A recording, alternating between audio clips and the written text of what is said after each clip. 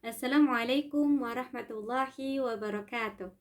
Alhamdulillahirabbil alamin wassalatu wassalamu ala asrofil anbiya'i wal mursalin sayyidina Muhammadin wa ala alihi washabbihi ajmain. Rabbi yashrah li sadri wa yassir li amri wahlul 'uqdatam min lisani yafqahu qawli. Amma ba'd. Yang terhormat Bapak Sueb MPDI selaku dosen pengampu mata kuliah Ibadah Akhlak dan Muamalah. Perkenalkan, nama saya Denia Isabel Rahayu dari Prodi Pendidikan Matematika semester 2.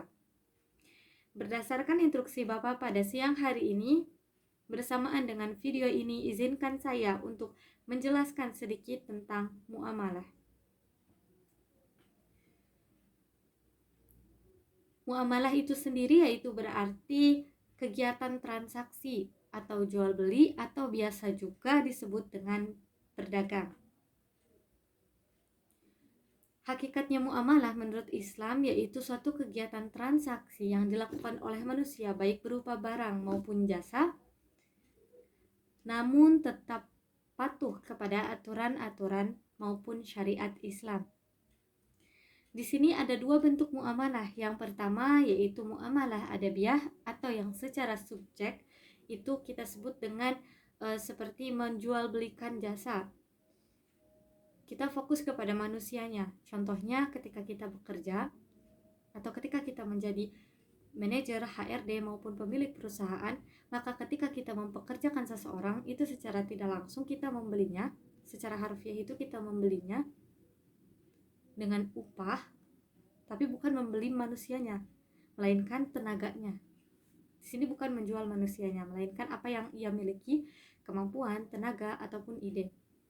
Nah, yang kedua itu bentuknya muamalah madiyah atau di sini kepada objek yaitu benda.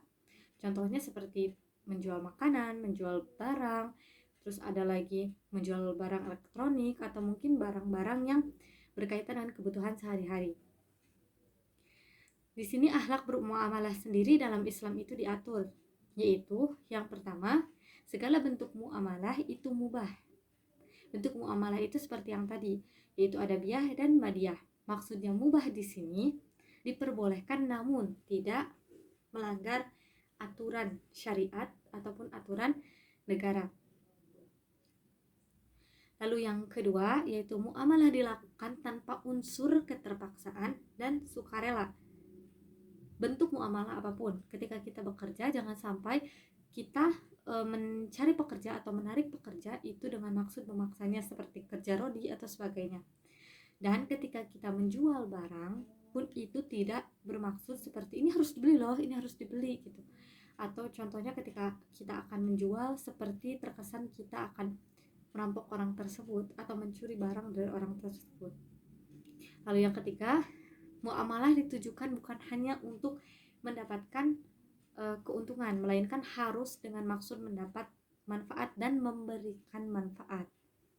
Lalu yang keempat, yang terakhir yaitu muamalah harus terhindar dari aniaya dan harus menegakkan keadilan. Maksudnya di sini jangan sampai kita curang di dalam berdagang baik jasa maupun barang. Nah, di sini sebetulnya dalam Islam sendiri muamalah itu merupakan salah satu bentuk ikhtiar kita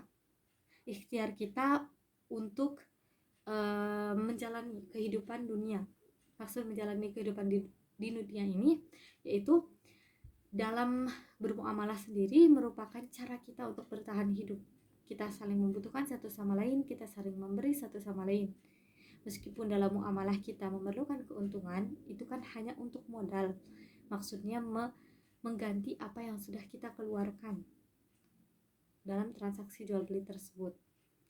Dari itu dalam Islam sendiri memandang bahwa kehidupan dunia sebetulnya adalah tempatnya kita untuk beribadah, bertakwa kepada Allah Subhanahu wa taala. Maka dari itu kenapa salah satunya muamalah ini.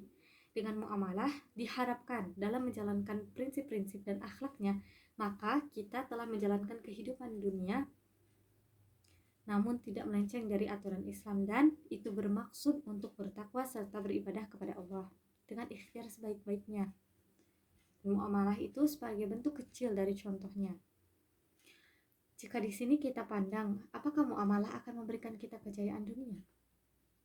Muamalah akan memberi kita kejayaan dunia. Dan itu pasti ketika kita melaksanakan prinsip, akhlak, dan kita sendiri paham tentang kehidupan dunia menurut Islam sendiri.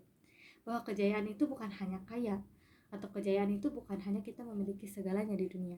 Tapi justru kejayaan adalah ketika kita bisa memiliki atau mendapatkan dan melaksanakan segala sesuatu di dunia hanya untuk Allah Subhanahu wa taala, bukan untuk kepentingan kita pribadi, apalagi hanya untuk mengejar materi saja.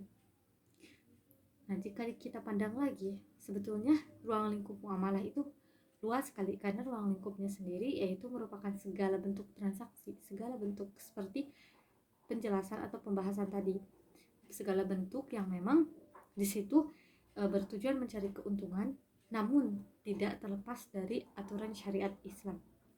Wallahu a'lam bishawab. Sekian dari saya. Wassalamualaikum warahmatullahi wabarakatuh.